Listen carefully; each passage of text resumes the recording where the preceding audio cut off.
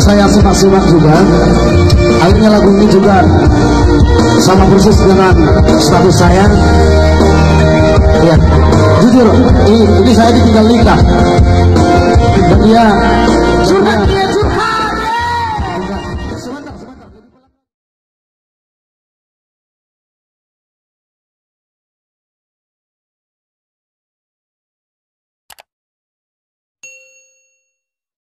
Sebuah lagu bagi yang mempunyai hati ataupun orang ketiga, selalu berguna bahasa untuk semuanya, untuk Batam khususnya. Kami bakal hadir di sini dan bersama Gigor dan Baban.